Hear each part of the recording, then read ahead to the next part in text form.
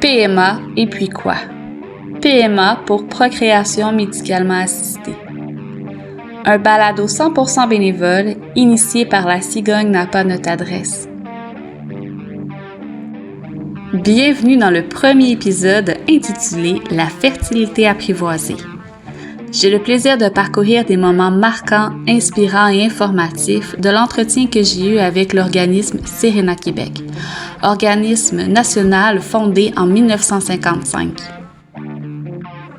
J'aborde avec Nathalie Grégoire-Charette, directrice générale à Serena Québec, la définition de la fertilité, la méthode symptothermique, les aspects préventifs liés à la fertilité, la sexualité et les enjeux liés à la gestion naturelle de sa fertilité. Bonne écoute!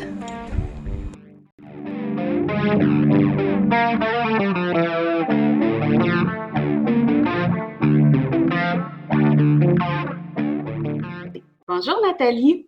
Oui, bonjour Roxane. Alors, parle-moi un petit peu de Serena Québec. Quelle est votre mission? Quels sont vos services?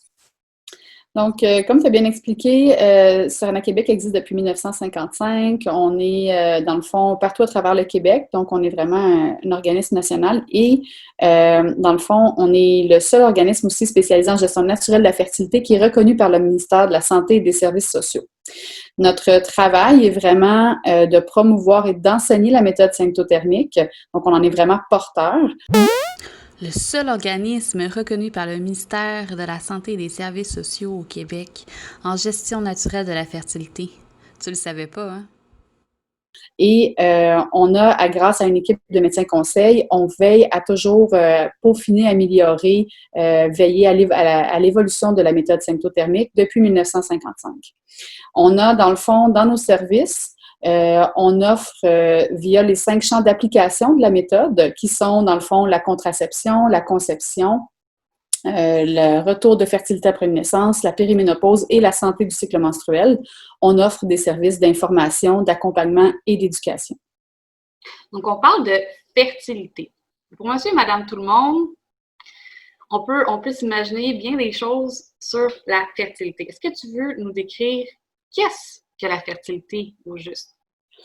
Bien, pour Serena, en fait, la fertilité, c'est principalement une phase de fertilité pendant le cycle menstruel de la femme. Donc, c'est sûr qu'au niveau théorique, la fertilité, c'est la capacité de concevoir pour un couple et de pouvoir poursuivre une grossesse. Mais comme je dis, chez Serena Québec, la manière dont on aborde la fertilité, c'est d'être capable d'enseigner aux gens de cerner la phase dans le mois où ils sont, dans le fond, en mesure, où ils pourraient espérer pouvoir concevoir. La fertilité aussi, ça se joue à deux. Donc, la fertilité seule, bien qu'on pourrait avoir des ovules, ovuler chaque mois ou encore avoir un sperme de qualité, avoir beaucoup de sperme, de spermatozoïdes, seul, on n'est pas fertile. Donc, la fertilité, c'est la capacité de concevoir. Donc, ça prend les deux personnes. Donc, c'est comme ça qu'on conçoit la fertilité chez Serena Québec. Dans les ateliers, dis-moi, quel est le portrait actuel des motivations qui poussent les gens à venir vous voir? Je te dirais que moi, je trouve ça toujours intéressant parce qu'en début d'atelier, je prends toujours le temps de demander aux gens quelles sont leurs motivations, okay, pour être présent à l'atelier. Et je suis toujours, en fait, je suis toujours impressionnée dans l'ouverture que les gens ont d'en parler. Donc, ils sont vraiment, vraiment ouverts. Et il y en a une grande proportion, la plus grande proportion des femmes qui sont là, entre autres, ils ont vraiment un élan du cœur de dire qu'ils ne supportent plus les effets secondaires de la contraception hormonale. Il y a aussi beaucoup de femmes et d'hommes qui sont curieux de vouloir reprendre du pouvoir sur leur corps et d'augmenter leur niveau de connaissance sur la physiologie du corps de la femme, mais aussi au niveau de la biologie humaine, au niveau des principes de base de la fertilité humaine. Donc, comprendre comment ça fonctionne, la fertilité. Et ils sont toujours stupéfaits de se rendre compte qu'ils ne savaient pas ça alors qu'ils avaient eu déjà au secondaire des cours de biologie. Donc, une espèce de mise à niveau. Les gens viennent, je dirais, venir chercher une mise à niveau au niveau des connaissances de base qui, légitimement, croient que c'est légitime pour eux de vouloir le savoir. Et nous, évidemment, on est là pour ça parce qu'on pense qu'effectivement, tout le monde devrait savoir ces informations-là. Puis sinon, je te dirais qu'une autre des motivations, là, une troisième motivation qu'il y a, c'est vraiment le partage et le partage de la contraception. Donc, vraiment au niveau égalitaire, le vivre ensemble. Se redonner un pouvoir sur sa fertilité en tant que femme, en tant que couple, c'est vraiment quelque chose à faire rayonner au Québec. Pour ma part, je t'ai mentionné en fait que Serena fait partie de nos vies. On était vraiment dans la fleur de l'âge, en pleine santé. On pensait avoir un bébé super rapidement, ce qui s'est pas passé en fait. Et puis, à travers la méthode symptothermique, j'ai appris à connaître davantage mon corps, mon cycle menstruel. La méthode nous a vraiment mis la puce à l'oreille d'une infertilité et on a pensé à une infertilité masculine, ce qui était le cas. En lien avec le graphique de la méthode symptothermique, est-ce qu'il y a des indicateurs qui soulèvent un problème de santé? Oui, mais c'est ça. Donc, on parlait plutôt que nous, on fait dans le fond des activités d'éducation en lien avec, dans le fond, avec la méthode symptothermique, on l'enseigne. Dans le cadre des ateliers, comme tu parles, du graphique, ce qu'on enseigne, c'est de faire l'observation des 3 signes de fertilité, que sont la température basale, la glaire cervicale et le col de l'utérus. Donc, en apprenant aux gens à faire, mais surtout aux femmes qui vont faire l'observation de ces signes-là, ils vont les répertorier dans le graphique. Une fois que les informations vont être cumulées au fil des jours, on va être capable de voir, dans le fond, dans le cadre, mettons, on va parler d'un cycle où il y a une ovulation, OK? On va être capable de voir un phénomène qui progresse et qui régresse, OK? Donc, on a, comme je dirais, des normes observées, c'est-à-dire que quand on ovule, on a un plateau de température basale en début de cycle qui va être bas, un plateau de température bas, puis ensuite de ça, on va avoir un plateau de température haute. Okay? Donc, les températures basses, en fait, et les températures hautes vont vraiment venir se démarquer dans le graphique et de cette manière-là, on est capable de confirmer que dans le cycle, il y a eu ovulation. Okay? Donc, si on n'est pas capable de voir qu'il y a ovulation, c'est-à-dire que les températures, le plateau de température basse demeure et persiste tout au long du cycle, ou en tout cas des jours, on est capable de voir que ce cycle-là, il n'y a pas d'ovulation. On sait aussi que l'ovulation, c'est un peu un signe de santé, okay? Donc d'équilibre hormonal, d'équilibre dans le corps. Donc, de voir qu'on n'ovule pas peut nous amener à se questionner. Donc, on va vraiment augmenter le niveau de conscience sur l'impact de nos choix, de notre environnement sur notre cycle hormonal, parce que les hormones de fertilité sont des hormones qui sont quand même sensibles. Okay? Donc, elles recherchent un équilibre pour pouvoir œuvrer. Donc, s'il y a trop, exemple, d'hormones de stress, on sait que ce n'est pas favorable pour l'ovulation. Les hormones qui permettent l'ovulation sont vraiment intimidées par la présence des hormones du stress, on va dire ça comme ça. Donc, c'est entre autres un enjeu qu'on va parler lors de l'atelier conception. Et ensuite de ça, ce qu'on peut voir, quand on constate, quand on observe son cycle, on peut voir, exemple, oui, qu'il y a eu ovulation, mais on peut voir que ce mois-ci, l'ovulation est arrivée beaucoup plus tard. Donc, dans le cas des femmes, il y a des fois, je parlais justement hier à une femme qui avait des cycles qui partaient de 28 jours jusqu'à 60 jours. Ce n'est pas une norme observée. Mais un cycle qui va au-delà de ça, là, qui change beaucoup, là, comme la dame, là, de 28 à 60 jours, on parle vraiment là, de cycle irrégulier. Et on est capable de voir que quand le cycle s'allonge, mais qu'il y a ovulation, c'est que l'ovulation tarde à venir. Et donc là, on peut, en sachant la période que l'ovulation aurait dû, de façon normale pour la femme, arriver, selon ses cycles précédents qu'elle a observés, que c'est pas arrivé, bien là, on est capable de voir avec son agenda, on est capable de voir avec les notes, qu'est-ce qui est arrivé dans cette période-là. Alors là, on va encore plus loin sur qu'est-ce qui a une incidence sur mon corps hormonal, donc finalement sur mon ovulation dans le cas de ce qu'on observe là, au niveau de ma fertilité. Qu'est-ce qui a un impact? Et donc de venir finalement faire des ajustements à ce niveau-là. Donc ça nous indique ça. Donc pas d'ovulation ou une ovulation retardée sont des signes qu'on peut voir avec le graphique. Au niveau d'une température basale, qui est très basse. Ça aussi, c'est un indicateur de santé qui pourrait nous préoccuper. Pas toujours, mais lorsque la température basale elle est très basse, ça fait partie, entre autres, de situations où la femme pourrait faire de l'hypothyroïdie. Okay? Donc, ça se voit dans les cas d'hypothyroïdie comme une température basale qui est plus haute, qui approche le 37 degrés. C'est une température basale qui veut dire que peut-être qu'il y a de l'hyperthyroïdie dans ce cas-ci. Donc, la température basale hormonal, sa fluctuation ainsi que son niveau sont aussi des indicateurs. Parce qu'un graphique, par exemple, où on n'aurait pas tant des plateaux, mais on aurait comme vraiment des températures accidentées, là, tu sais, ça monte, ça descend, ça monte, ça descend, en dents de scie, oui, exactement.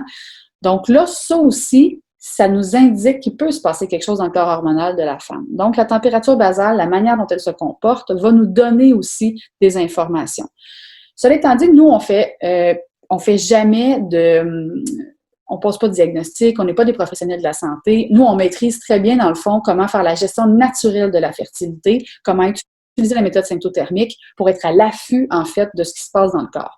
Par contre, du moment où on a une préoccupation, c'est sûr qu'il faut aller chercher un avis externe. Mais là où la méthode symptothermique est un allié de taille, c'est que quand on arrive chez le médecin, puis qu'on a vu qu'on n'ovule pas, qu'on a vu que l'ovulation, des fois, tarde à venir, qu'on a vu que, des fois, la température est en dents de scie, bien là, on est capable de démontrer, c'est comme une étude scientifique en soi, de ce qui se passe dans notre corps, puis de donner ça à notre médecin qui ne peut pas faire fi de ça dans son analyse. Donc, la méthode symptothermique, elle est un allié de taille en ce sens-là.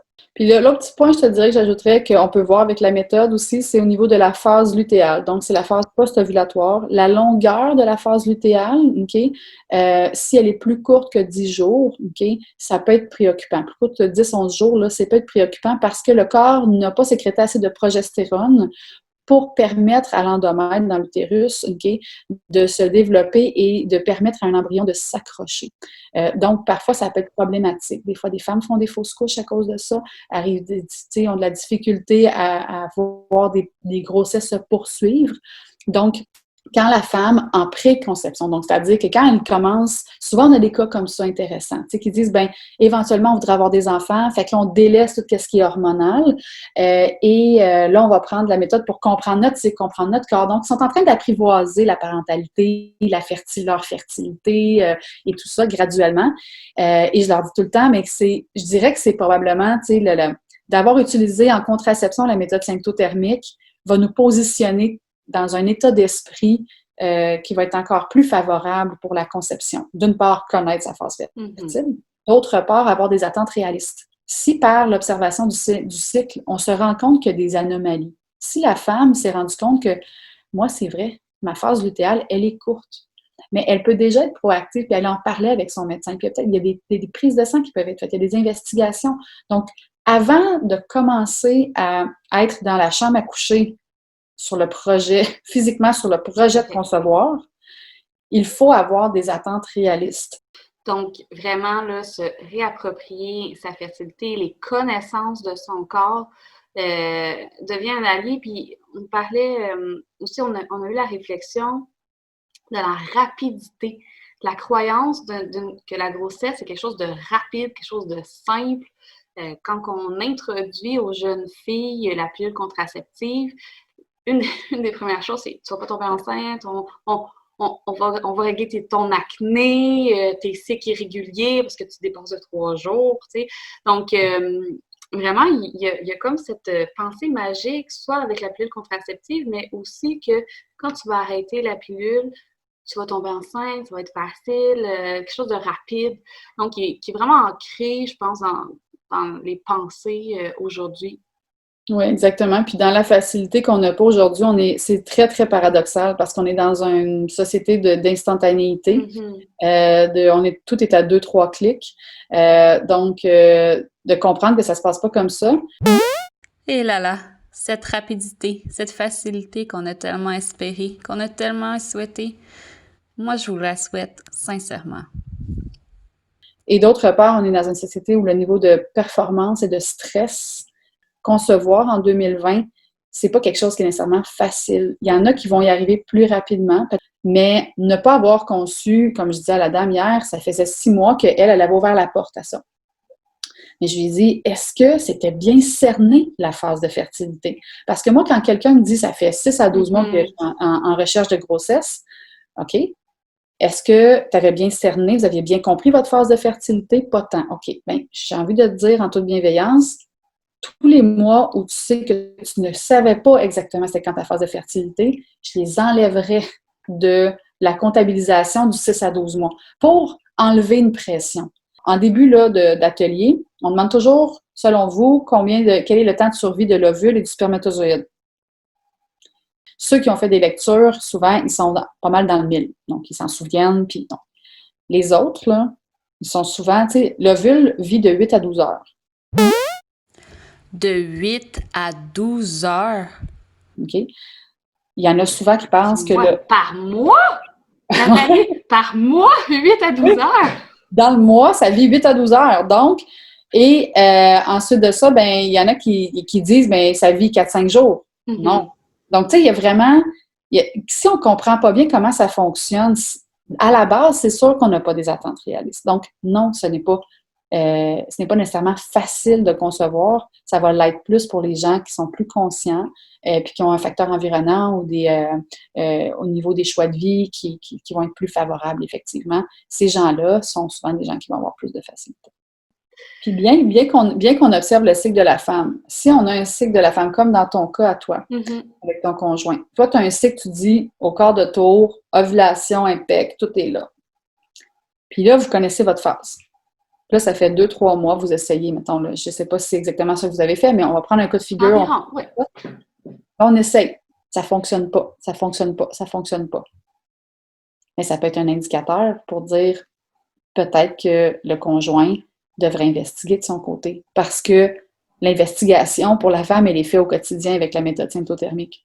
Moi, je dis toujours, tu sais, ça vous donne du pouvoir de savoir et ça vous permet, tu sais, si on rencontre des situations qui sont moins désirées, parce qu'on a pris contact avec son pouvoir plus tôt, en amont, avant de rencontrer une période problématique, ça va nous donner beaucoup plus de force, de courage, de détermination si on rencontre des défis après.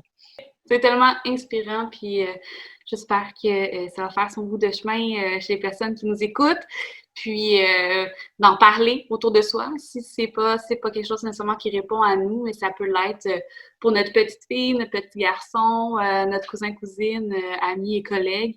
Donc, en effet, c'est toute une reprise de pouvoir et de connaissances qui est fort intéressant, puis un cadeau à s'offrir à soi, puis à son couple. Dans le savoir que détient l'organisme, est-ce que tu peux nous partager des éléments clés qui peuvent jouer sur la santé reproductive? Tantôt, tu as parlé d'environnement, le stress. Est-ce qu'il y a d'autres facteurs qui pourraient être un allié pour la santé reproductive des gens? Oui, bien c'est sûr que quand on est en recherche de conception, le stress fait partie des enjeux, mais il y a aussi d'autres éléments qui sont importants, comme par exemple, bon, la consommation, c'est sûr que de drogue, d'alcool, de cigarettes, OK, c'est sûr que ça a un impact sur l'organisme. Donc, ça a un impact sur l'organisme, et oui, ça a un impact sur le système, le corps hormonal. Et comme je disais tout à l'heure, le corps hormonal, il est sensible. Drogue, alcool, cigarettes, ce sont des choses qui ont un impact sur la fertilité. C'est reconnu. Donc, il faut voir, est-ce que, dans le fond, on a un comportement qui pourrait mettre à risque notre fertilité? Il y a aussi, évidemment, les perturbateurs endocriniens. Les perturbateurs endocriniens, on est beaucoup sensibilisés. On reçoit beaucoup d'informations dans les dernières années à ce sujet-là. Au niveau des produits ménagers, au niveau des produits qu'on utilise, au niveau des produits de soins corporels, de soins personnels, donc au niveau des contenants de plastique. Donc, on a beaucoup d'informations, même dans les vêtements des fois. Donc, il y a beaucoup donc, il faut voir, est-ce que, moi, la première question que je me pose, c'est quelles sont mes habitudes de vie? Est-ce que je savais ça? Donc, si je ne savais pas ça, c'est sûr que dans mes choix du quotidien, consciemment, je ne fais pas des choix pour me protéger. Donc, il faut déjà être conscient d'accepter ça. Et ensuite, prendre sa responsabilité puis se dire, ben je vais aller chercher plus d'informations sur tel ou tel produit que j'utilise, etc. Donc, il y a plein de cours, il y a plein les naturopathes, il y a plein de gens qui vraiment font beaucoup de sensibilisation. Même, tu sais, le ministère de la Santé Canada font aussi des campagnes de sensibilisation là-dessus et mettent en place des programmes pour certifier des produits qui ne contiennent pas justement des éléments qui sont à risque pour la santé. Donc, augmenter notre niveau de conscience. Parce qu'après l'ère de l'industrialisation, où est-ce qu'on s'est mis à produire en masse des produits, hein, on va chez des magasins grande surface, du produit, il y en a, ça n'a pas de sens. Donc, mais on a pris ces produits-là et on ne s'est jamais posé de questions jusqu'à dans les dernières années. Donc, c'est sûr qu'il faut regarder à ce niveau-là. Donc, vraiment, on essaie, pour s'aider dans notre fertilité, d'avoir une santé globale, finalement, Oui, d'optimiser notre santé globale oui, pour exactement. améliorer notre santé reproductive. Oui, exactement. C'est une santé globale. C'est un peu comme aussi les principes écosystémiques, dans le sens que c'est un ensemble de facteurs à prendre en compte pour, dans le fond, veiller sur notre santé. Donc, on est des acteurs très importants dans notre santé. Donc, pas juste quand on est malade d'aller voir le médecin. Il faut en amont être proactif sur la gestion de sa santé. Puis en venant à notre atelier, évidemment, on sensibilise les gens, on donne d'autres informations, on parle de la nutrition, des choses comme ça. Donc, ça vaut la peine de venir à l'atelier pour, oui, comprendre la fertilité, oui, avoir ces informations-là, mais aussi avoir des échanges, discuter, amorcer cette réflexion-là sur quelles sont mes habitudes de vie, est-ce que j'ai des choses que je devrais changer? Tout ça, ça se fait pas, juste, c'est pas parce qu'en sachant ce qu'on dit aujourd'hui ou en venant à l'atelier, de le savoir ne fait pas va pas faire tout le travail. L'expertise que détient Serena Québec sur la gestion naturelle de la fertilité aurait vraiment pu nous aider. J'aurais tellement aimé connaître l'organisme avant. Leur atelier, leur savoir auraient pu nous guider avant même le projet de conception dans nos choix de vie afin de favoriser une santé reproductive et dresser même un portrait plus réaliste de notre aventure de la conception, comme Nathalie l'a si bien expliqué. On avait un portrait comme très négatif, nous, de notre fertilité, les diagnostics, les examens, c'était très négatif. On se sentait vraiment impuissant. Puis après avoir sorti d'un atelier de Serena, on a fait « OK, où est-ce qu'on peut prendre action? » Fait que ça devenait, on était moins victime un peu de la situation, de l'injustice, de la maladie, de l'infertilité. Puis, on s'est doté d'outils pour améliorer notre santé reproductive. Fait que ça a vraiment fait du bien à notre morale, puis à notre pouvoir d'agir, tu sais, avoir un agir, dans le fond, sur notre environnement. Donc, ça fut très aidant, puis ça redonne un certain pouvoir quand on vit une situation d'infertilité ou en recherche de grossesse. Dis-moi, Nathalie, on parle de la communauté LGBT+. Est-ce que l'organisme rejoint dans son expertise donc la communauté sur la fertilité apprivoisée? Comment qu'on peut rejoindre la communauté LGBT? Mais en fait, chez Serena Québec, on a, dans le fond, on a toujours des valeurs d'égalité, d'inclusion. C'est vraiment, vraiment important pour nous. L'empowerment est aussi très important. Donc, on rend accessible, évidemment, la méthode s'adresse vraiment à tout le monde. On a toutes sortes de motivations qui amènent les gens à venir chez nous. Donc, nécessairement que je dirais que pour conscientiser toute personne, peu importe d'où elle vient, où elle est, on a intérêt à développer davantage justement nos initiatives en termes de prévention et de sensibilisation. Donc ça, c'est quelque chose que Serena Québec veut faire, d'aller davantage vers les gens, peu importe où ils sont, qui ils sont, leur situation, pour la communauté LGBT+. Je veux dire, on ne cible pas une clientèle particulière, dans le sens que j'ai l'impression que ça répond un peu à ta question par rapport à l'inclusion, c'est-à-dire que nous, c'est tout le monde, peu importe. Que de bonnes nouvelles. Nathalie, on s'approche de la fin de notre rencontre et j'ai envie de poser en fait la dernière question en fait de notre rencontre. Quand on est dans un processus de procréation médicalement assistée, la sexualité des couples peut devenir très souvent mécanique, même stressante, puis apporter une lourdeur. Donc, en quelques mots, comment les couples peuvent vivre différemment leur sexualité? La relation sexuelle, c'est la manière dont on va vivre notre sexualité avec quelqu'un d'autre.